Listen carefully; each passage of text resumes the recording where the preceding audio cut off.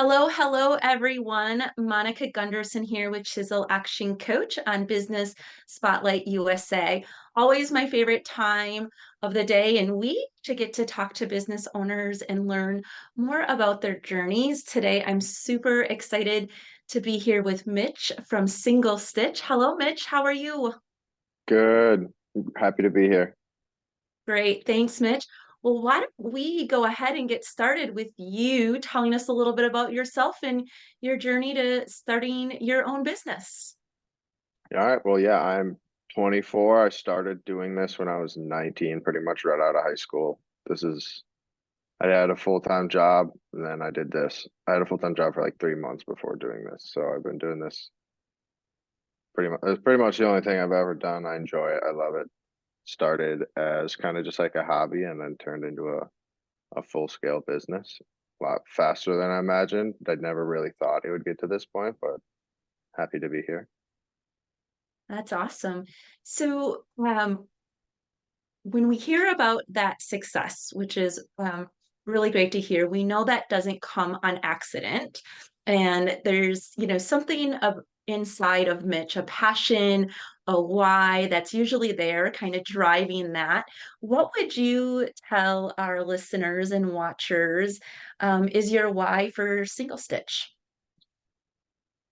I guess I don't know. I grew up on my grandparents' dairy farm. Like I spent a lot of time up there, so I always worked, and I think a lot of it more came from like a work ethic standpoint, where I felt like I had such a good work ethic that when I was working for somebody else, it always felt like it was wasted. I always felt like I had a lot more potential working for myself. So I mean, like this wasn't the first one that ever. This is the fifth business that I started that actually like fully succeeded, and I feel like it was just a learning process over time. But Mhm. I don't know. I mean, it's always just been more about like I want to make my own schedule and I don't really want to have to be stuck doing something that I don't necessarily enjoy every day. And it was more of just like me finding whatever means necessary to just finding a way to do that. Right. And we're going to talk a little bit more about single stitch and have you help us understand exactly what it's all about. But I picked up on a word that you said, and that is, that it brings you joy. So maybe you can tie it all in together. But tell us about single stitch and the joy that it brings you, what it's all about. Yeah, so originally it started for me, it was like in high school, it's just about like pretty much just like a fashion thing. And it was more of just like I didn't want to wear what everybody else was wearing. So I would go to thrift stores and try to find stuff that was just like more unique. And it just kind of turned into this thing where I had a huge closet. When my friends would come over, they'd try to look through my closet and try to buy some stuff. And then I kind of got to the point where I was like, all right, if I'm going to go out here, maybe I should buy different sizes, stuff that I don't necessarily want. And then it kind of started online. And then eventually just, I got so much stuff that I needed either a storage unit or a store. And where I grew up in La Crosse, they're about the same price. So I went with the storefront and kind of just blew up from there. But I don't know. We just recycled vintage clothing. It's just like at this point, I'm not going to thrift stores anymore, unfortunately, but like it's kind of hard to go do that with as much time that I'm putting into the business. So we have wholesalers and people that work for us that go out and pick. And then, yeah, it's pretty much just wearable nostalgia, is what I've always said. It's just like we try to sell a memory on a t-shirt or a jacket or something, whatever it is. Sure. So do you have a favorite? Changes every week. I feel like I don't know. It is kind of nice. I definitely take advantage of the fact that I can kind of take something and wear it, and if it's not something I like, I have some place to put it, and I have somewhere else to like. I have a good home to find for it instead of. So I don't know. I do cycle through stuff a lot. My style is constantly changing. But Awesome. favorite Green Day shirts, probably. Green Day. Great. Yeah. Awesome. And who are typically your customer? Who is shopping with you? Tell us if there's a difference between online and in store. Who does your customer look like? It's a very wide range. I mean, in store, because we are on campus, it is a lot of college students, but it also like it's everywhere from high school kids to We get like older adults that come in, and it really just depends because it's all like nostalgia. So like it's weird because the younger kids look at it as like a fashion standpoint, but then the older generations, it's more of a nostalgia standpoint. Like, so really depends on the item. I would say our like band t-shirts, our concert t-shirts are definitely going to like the people who went to the concerts when they went to that concert when they were 18. They would just want a memory of it. So that's why they're purchasing it. And then the other half is probably college. It's about 50-50 split, I would say, between college kids and then like pure genuine nostalgic factors. Yeah. Yeah, I would have to, I think New Kids on the Block was one of my first concerts. So Yeah. do you see those come through? Yep. Those are a hot seller. A lot of people like those. I bet, I bet. And so tell us about um your team, how do your operations happen? What who works with who with Stitch at your single stitch? So the how it started was really just like a way for once I started doing it, it was kind of like, hey, I found a way to make money. So it's just like trying to get all my friends involved because I just wanted to be like, if I can figure out a way to work with my friends every day, like that's way better than working by myself or working with people I don't know. So it started off with just like me and two of my best friends, and then one of them moved on to do his own thing, and he does the same thing in Arizona, and then my other one, Danny, owns the single stitch in lacrosse. So, and then everybody else here is pretty much, I try to run this place as friendly as possible. So I don't try to make anybody do anything they don't want to do unless it absolutely needs to be done. So like when I have assignments that need to be done, I kind of allow people to select what they want to do. I mean, I have one person that is specifically here for social media. Then I have a manager who helps with like buying and doing over the counter transactions. So we also buy in store, which is a very difficult thing to kind of like teach somebody what we can pay for items when it's kind of there's such a vast like majority. Like it's not like here's a list. I can't really do that because there's so many different variations. Mhm. But yeah, I mean, we try to just be like we're all friends. It was all like friends before they were ever employees. So Any challenges ever faced with working with friends, or yeah, it ain't the how do you easiest all the navigate time. those? It ain't the easiest all the time. I mean, like Yeah. I definitely me and Danny lived together, worked together for about a year. I mean, like that didn't I can tell you right now, don't ever do that.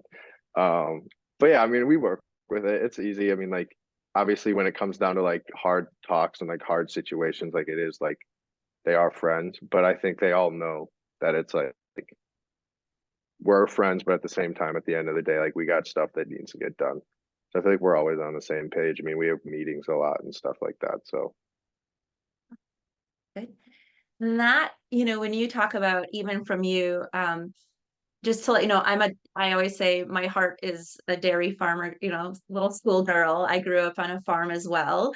Um, and when I think about how you talked about working hard and friendships and people doing what they're good at or what they like, that all rings to me like it sounds like you're building a culture. Tell us, have you, what does your culture look like and how does that serve really well to not just your team members that you're working with, but also to the customers that shop with you?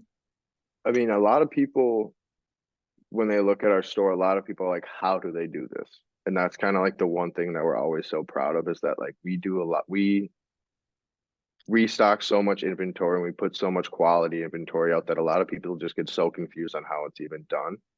Mm. And that's kind of like where we're like super proud is that like we do things that a lot of stores can't do. And we have like the products that a lot of stores can't curate because that's like the hardest part is like curating it without it being like a lot of like you gotta it's all good. You gotta make sure it's all good. You don't want to like at nowadays vintage clothing is so hard to come by that like it is really hard to like curate a high collection of like quality pieces. Mhm. And I feel like that's one thing where we're always just like very picky on what we pick up, very picky about like what we post online. Our social media, I feel like is something we're all very proud of. You do a very Mhm. good job with that, I think. And just like making sure, I mean, like like to get into like marketing aspects, like I don't really put money into that stuff because I've always had the thought that if you put a good enough product out, the word of mouth will get around on its own. That's what we've been doing for 3 years and it's been doing us well. So, Mhm. Mhm. So do the people come back and bring people with them? Or do people oh come yeah. in? Yep, and the crowds just keep growing, right? Yeah, yeah, definitely. And like with being on State Street too, like it's an amazing opportunity because like there's so many people that come down and walk down the street every single day. And especially on weekends with like the farmers market and all the different activities that go on, like there's just new people every single day. Like I almost wish I could like track somehow with like how many people like are new customers that come in every single day. I mean, we get a lot of people that come in and just want to be like, they come in and are like, what is this?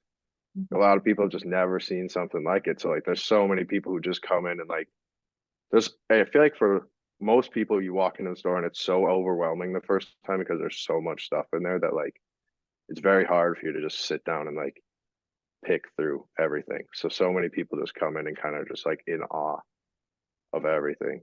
Because it does take like if you want to, it's not like a typical retail store. Like we don't have one rack with 10 of the exact same shirts in a different size. Like every single piece is individual. So if you want to look at everything, you have to look at every single individual piece. But that's, I think, Mhm. like the fun in it is it's like a little treasure hunt for a lot of people. We got a Sure. lot of people that come in on their like a weekly basis. Like they have a schedule. Like we know we're going to see him at 4 o'clock every single Friday on his way back from work.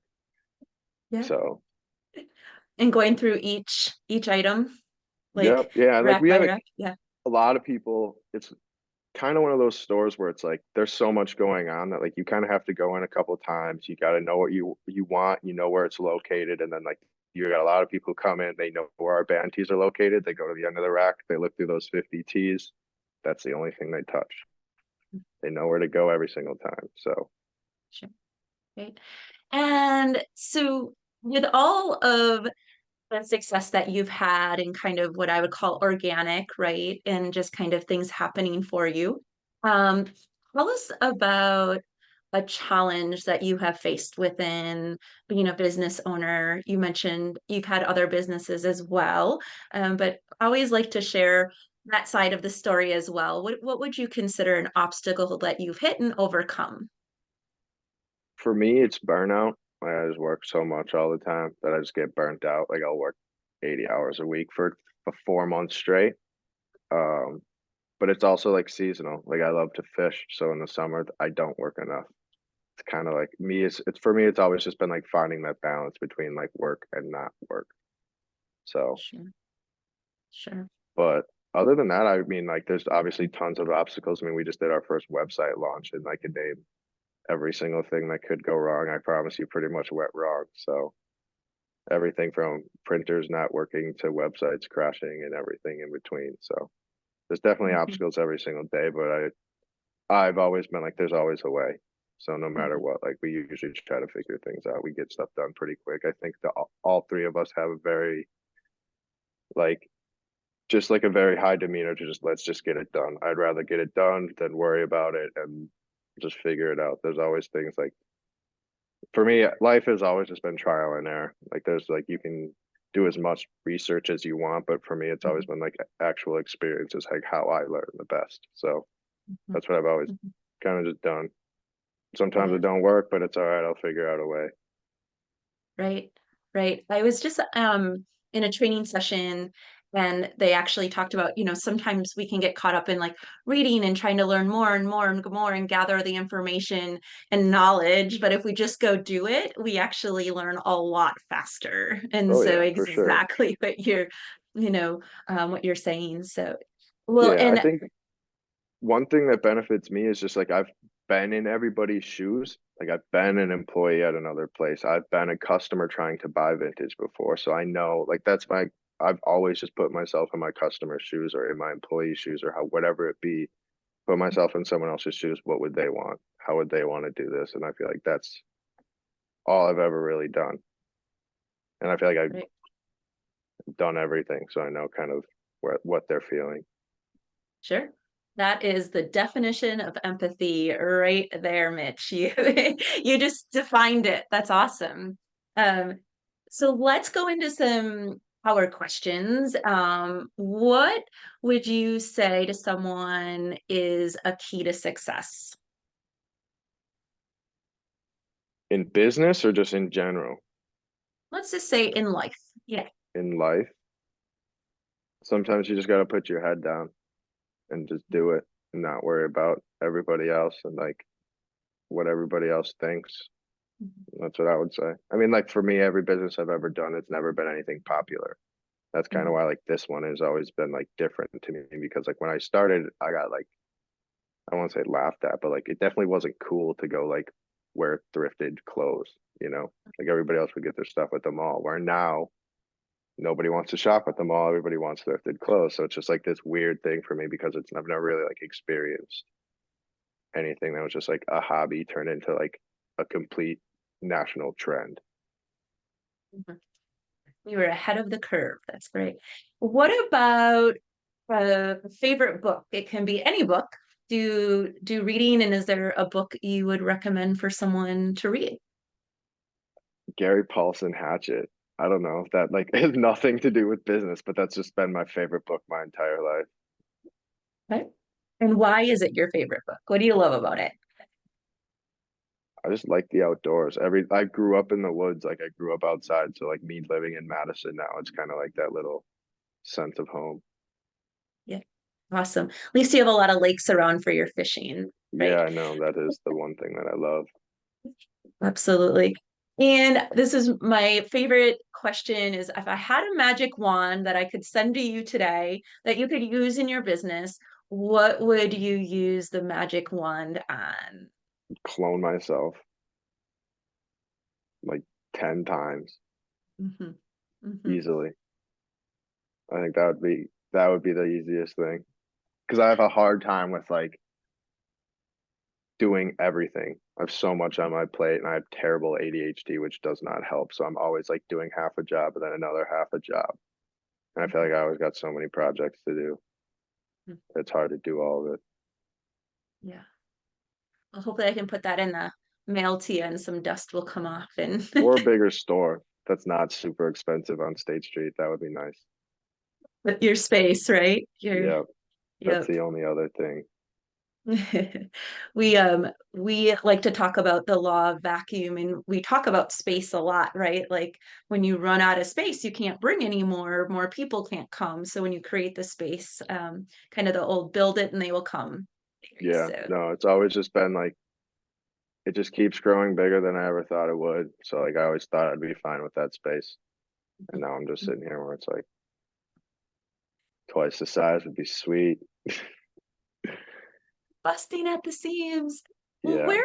where do people find you? I know you've mentioned, website and storefronts and like tell people where they can find you and Single Stitch. Yeah, so we do most of our like social media and everything is through Instagram. So that's like where we're gonna be posted. Like that's where we post daily. Instagram and Facebook. I'm pretty sure they're both linked. But that's where we post daily. Like we restock almost every day. We put like 300 pieces out a week. So we post most of the stuff that we put out so people can kind of see what we're putting out before having to come to the store. Then the website is just shopsinglestitch.com. Right now it's full of a curated Jenko slash like 90s rave wear skate gear that we're doing. So it's all full of that stuff. And then we're on Great, 214 State Street, right by the Orpheum sign, right underneath. great.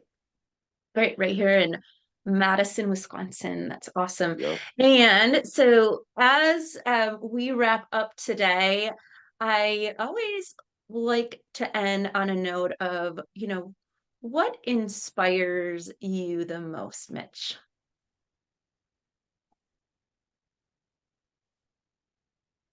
To have fun and to enjoy what you're doing every single day. I feel like so many people don't enjoy what they do every single day and how much like I don't know. I mean, for me, it's always just like I don't want to have regrets at the end of my life and like say that like I didn't do stuff that I could have done. Like that's what pushes me every single day. I hate wasting days. I hate just like a day where I do nothing. So I Mhm. always got to be doing something.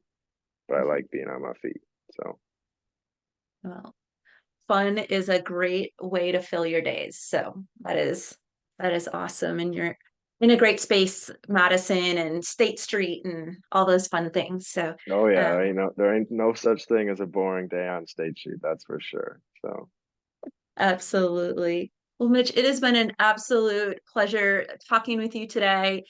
Thanks for coming on, and I look forward to stopping by with my UW Madison student to stop by and see you. He's probably already been there, and we look forward to stopping in and shopping around. I wish you the best. yeah, thank you. I appreciate it. All right, take care, Mitch. You too. Bye bye.